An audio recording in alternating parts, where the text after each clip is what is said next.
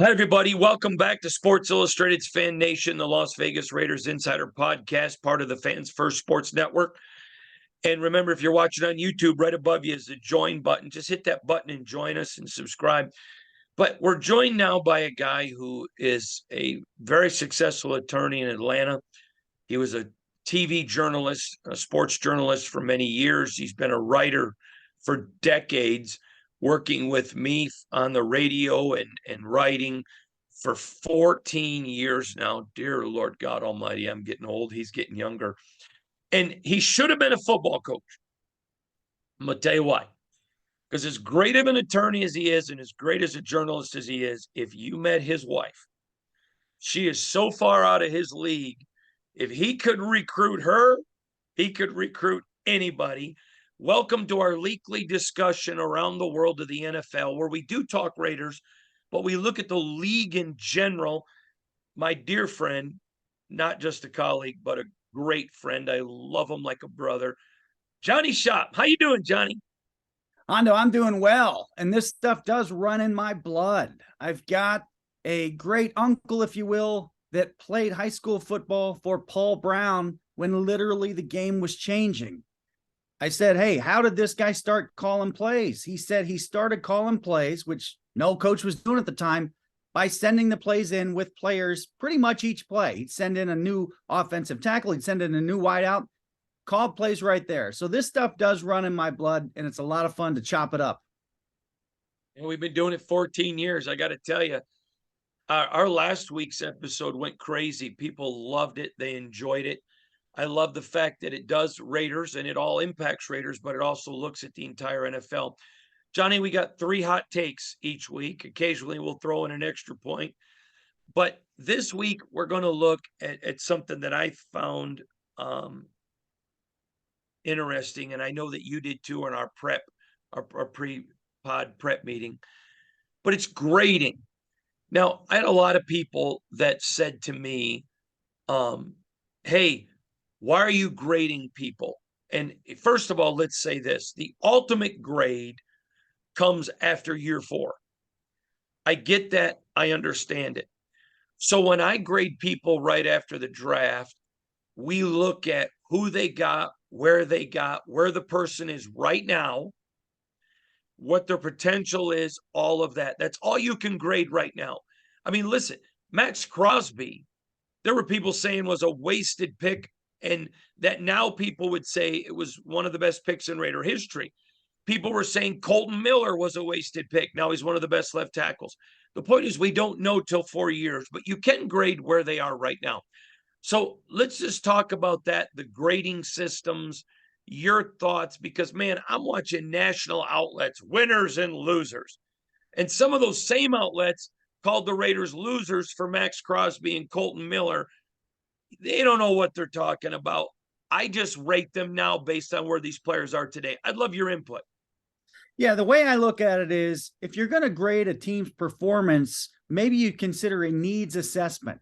So if my team needed players at this position or this other position group, what did they do to address that? Did they address that through the draft? Do they now have 3 options for a backup tackle when they started really with 0? You look at that.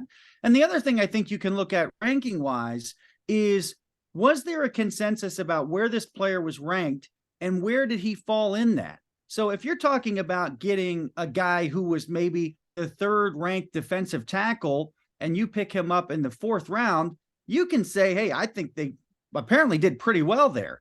At the same time, sometimes we see those wild cards. And I don't think there've been too many in recent years where it's like, wait a minute, this guy's like the 8th wide receiver on most people's boards, and somebody jumped up in the 2nd round or late in the 1st round to take him.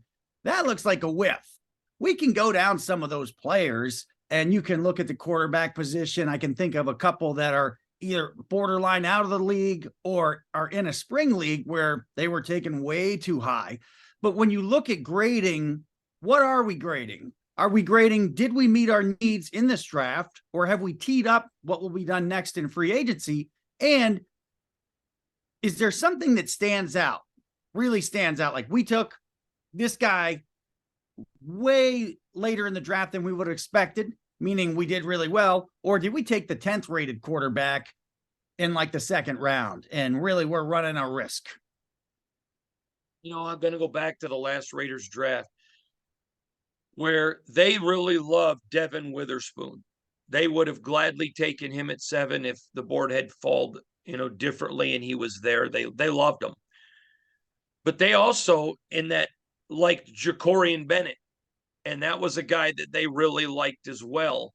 And like you said, somebody else may not like him. They don't want a corner who's willing to come up and run support. It's like Aiden O'Connell, the quarterback from Purdue. They loved him. If the guy would have come out, which a lot of people wanted him to in 21, he would have been a first or second round pick. Comes back, has some things change at Purdue, some situations. They pick him I think it was the 4th round. They pick him in the 4th round, but a lot of people had Aiden O'Connell as the number 1 pure pocket passer or number 2. And if the Raiders had him higher on the board, they stole him at 4. You just never know, do you? No, but we actually talked about the quarterback situation pertaining to the rookie cap last week, and all of a sudden we see it here playing out with the Raiders. You also look at their situation with the cornerbacks. What are they going to do? They obviously address it a little bit in the 4th round, but they may have positioned themselves, and did they position themselves to really now attack that when you look at free agency and undrafted free agents? I also look around the division. What do you think of what the Chiefs did? They moved up, I think, 3 times to get specific players or be able to choose from specific players. You think they rolled the dice a little bit, or do you think this is a team, given their position, if you're not going to roll the dice now, you're never going to roll them? Well, here's where their position was. They didn't need all their draft picks because their roster's pretty set. There's just a couple of places where maybe a guy can come in and earn a spot. So their feeling was, hey, if there's a guy I want, and boy, I'm sure he'll make my team, I'm willing to give up some picks on guys I don't have room for to go up and get that guy. It made sense. Just like you saw with the Raiders. There were some guys they really wanted. So, hey, that guy's going to make my roster. I'm going to move up and target him.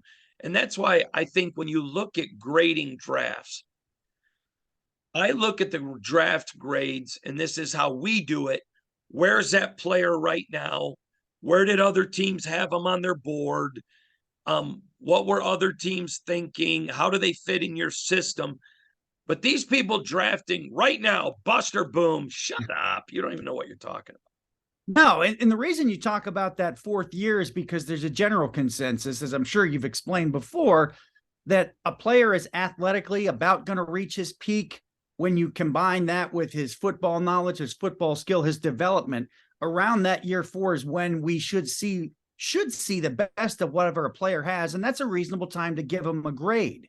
We've seen some guys come out of the box terrifically and fade. We've seen the other way, obviously.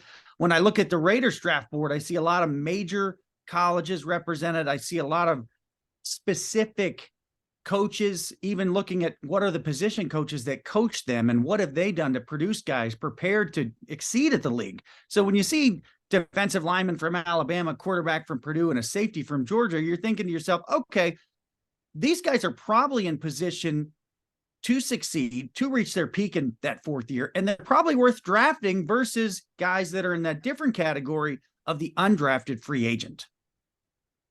Johnny, one of the things I thought was kind of humorous, and I think you'll appreciate this, but when you look at drafts and you look at how people draft, I find it fascinating. Now, you remember, because for years we covered college together and recruiting.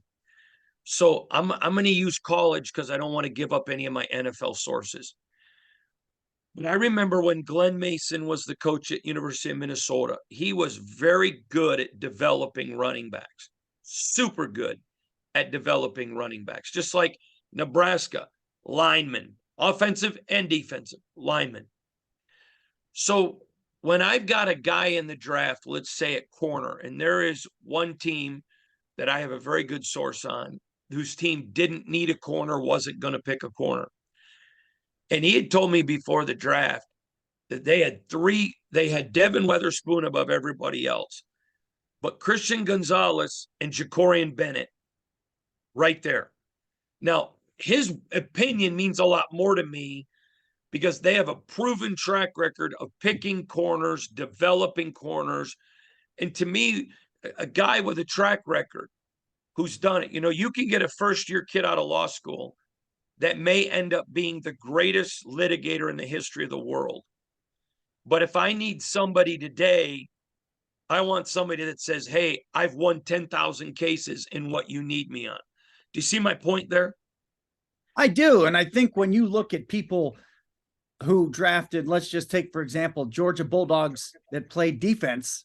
I'm looking at the Philadelphia Eagles. It's very clear in this case that they see a pattern and they see a foundation of knowledge, of development, and of really maybe of a player's ability to learn. It's something that's going to translate to the NFL level. There are certainly plenty of guys that have been undercoached or maybe been in different systems at the college level who are such great athletes that a team is worth, yeah, we're going to take a shot and draft him. Maybe we draft him later than if he was a fully developed guy. But when you talk about cornerback, you're talking about, at worst, the third most important position on an NFL roster, on an NFL field in a given play. You'd better be considering the pedigree, the coaching, probably all the way back to before the high school level. And when you talk about scouting and investment in scouting, that's some of the stuff that really ends up paying off down the road, maybe in year 4, maybe beyond. If all of a sudden you got a guy that started for more than 4 years who was not a first or second round draft pick, there's reasons that those kind of things happen. When you look at where these players came from, it's not that hard sometimes to track why this franchise and this franchise have had success and maybe some of these others haven't.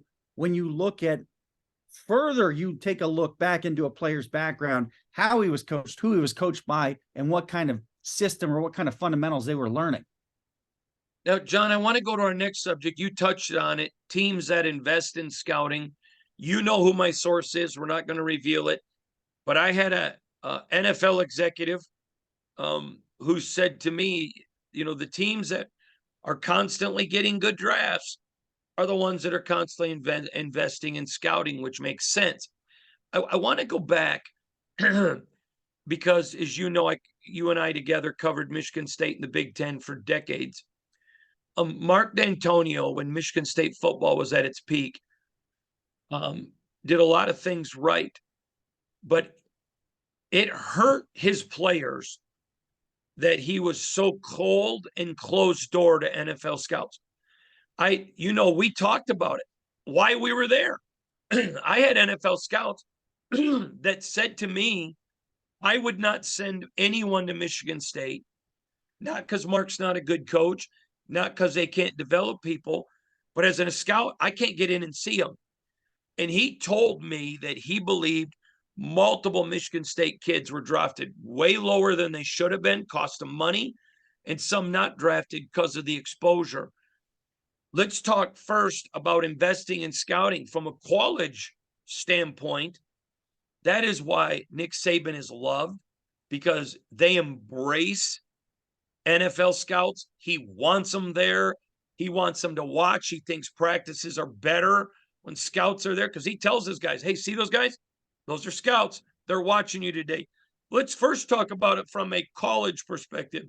I don't understand schools in 2023 or even back in 2000 with Mark D'Antonio, 2007, that were closed to they just hurting their kids.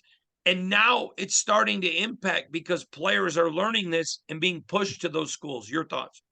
Yeah, absolutely. Sometimes you're a little bit ahead of the curve. Sometimes you're a little bit behind the curve. In that specific example, you're talking about a program that was a little bit behind the curve in that way, in that fashion. It did harm them. The trend, which arguably Saban led, was to open the doors for scouts to come in and take a real good look.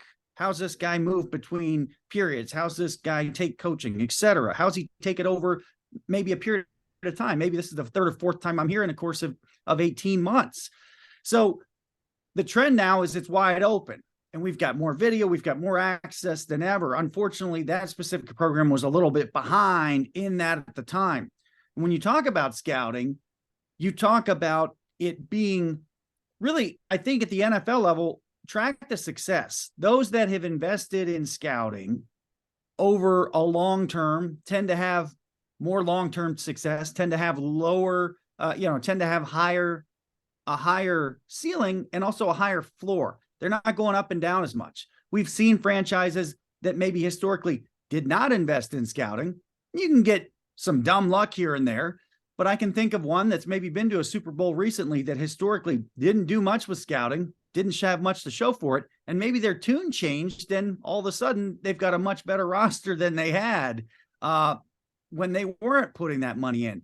So when you look at all the NFL franchises, there is a reason that some of them tend to draft better, tend to find undrafted free agents, tend to mine the talent pool consistently better than others. It's not just maybe luck. It's maybe not just one magical mind or two. I would like to see who's spending what on scouting. I don't think we'll ever get to see it, but there's a direct correlation between who's spending what and who's having more consistent success. Well, one thing that the Raiders have done with Dave Ziegler and with Josh McDaniels is they're overhauling that. They're investing in in scouting. They're putting it out there. I think it just makes the organization better. So we talked about it from the college standpoint, but NFL standpoint, I mean, you know what league executive told me that? That's somebody that would know. Would you agree? Oh, absolutely. And when he said to me, the teams that are constantly drafting high because they're not good are consistently the teams spending the least amount of money on scouting. I thought that was fascinating because to be honest, I wouldn't have thought of it. No, I would have probably thought that it's more of just everybody's doing about the same thing and getting about the same results. But I remember us talking about a decade ago when the Packers roster was really stocked, and that didn't happen accidentally. They had a lot of good players that people didn't even know because they were so deep in the roster. And we've seen that ebb and flow a bit. We've seen some franchises that have pretty consistently drafted pretty well. And we've obviously recently seen a couple that have almost said, I don't really care about the draft. We got a bigger thing going on here. And when you talk about the Rams specifically, they put a humongous investment in their undrafted free agent process. And it's a process that they have teed up and organized and ready to go probably the second the draft is done. Not only are there 30 some different NFL franchises competing every week on the field during the fall and winter, you've got the same franchises arguably competing on a scouting operation probably 52 weeks a year. That is an unturned rock for most of the fans of the NFL and even a lot of super fans. We don't know that much about it. There's a whole lot going on in there, and we're going to see the fruits of it much, much sooner than later. We now see undrafted free agents, and we now see, obviously, we see some undrafted free agents in the Hall of Fame, Vinatieri, Antonio Gates, etc. We also see undrafted free agents make teams and seem to make impacts pretty quickly in the year. I'll give you an example of one that may come about. I think the Seattle Seahawks do not have a long snapper as of this time. I'm guessing they're going to be mining that field of undrafted free agents to find a guy that can fill that very specific specialist role that every team's got to have. Look at Tabor Pepper, who is a great friend of mine. He's the long snapper of the San Francisco 49ers and a great friend. Shout out Tabor. Love you, brother. I mean, there are so many UDFAs and so many players that are out there. The game isn't just about the top 7 picks. Let's talk about Luke Masterson last year for the Raiders. This is a linebacker, tough as nails, got in, played. When he played, he shined. He just needs more reps. To be a great team in the NFL, you got to build through the draft. But to be a great team in the NFL, you can't only build through the draft. We know that is true. You've got a whole lot of moving parts. You are absolutely faced to evaluate free agency and do something about it literally every single year. Even if it doesn't impact this year, what's going to happen in the next year or two, especially when we talk about the rookie wage scale like we did last week. And there is such an incredible thing to watch every NFL season and watch guys that are, signed off the street, if you will. Well, all those guys are in reality, they're undrafted, almost always undrafted free agents, or they're out of the league at one point. But that stuff does not happen by accident. So I wonder if we underestimate the continuing cultivation of who could be on our roster, what needs do we have, and how far down the pecking order can we go? So if we do all of a sudden need a long snapper, if God forbid Tabor Pepper is injured, how quickly can the 49ers pull in 4 guys who are ready to compete for a long snapping? We see some of that behind the scenes stuff in Hard Knocks, but you cannot underestimate from an organizational standpoint, especially one for the Raiders that are trying to take a big step forward, how important that is. And it doesn't get there without the investment that we just talked about. And one thing that people are not seeing, and I'm not blaming them. I'll give you an example. When I built my first house, and it seems like it takes forever before it starts going up, but because no one understands, you got to put footings and you got to, run piping and electrical. And I mean, there is so much that goes in. All they saw was the house when they drove by and said, wow, your house is beautiful. They didn't see all the stuff. And one of the things that I am impressed with Dave Ziegler, the Raiders general manager, and Josh McDaniels with, is they came in and they're building the foundation of a winner. That's why these teams are so good. That's why these teams are good every year, because they have a base and have a foundation. John, I want to get your take because we're talking about the NFL. I mean, the ratings again, absolutely through the roof. It's on 2 networks, ESPN, NFL. Didn't hurt the ratings, just made them even better. There's that sense of competition. There's that sense of everything. I mean, we talked about it a couple of weeks ago when the NFL Network came out. You and I are like, what are they going to show? And now the NFL has just gotten so huge. I would like your thought process after watching the draft this weekend, just how big it's become. It literally has become the greatest reality TV show. Yeah, look, it surpassed my expectations. When you saw the setup in Kansas City, they had like that inner circle and then that outer that was obviously completely full the first night. Okay, I got it. That makes sense. When I saw that thing that full the second night, I was really surprised. And the NFL did a great job. If my understanding is correct, they had a concert for folks after the second night of the draft, which is a great idea to keep them there. But let's be honest, that's a whole lot more people showing up in the park there in Kansas City, I think, than anybody could have reasonably expected. One night, okay, we get it. Seeing a huge crowd in Broadway in Nashville, okay. In Las Vegas, okay. But in Kansas City, I know they just won the Super Bowl, but this is a humongous cultural event that nobody could have ever seen the annual NFL player selection meeting turning into. And we see the news recently here that the last Super Bowl turned out to be the all-time most watched. It's difficult to figure ratings these days because they're not all TV. They're not all on one channel. You've got streaming and a whole bunch of other stuff going on, but there's no stopping the NFL. People just love it, and they still have room to grow and get better.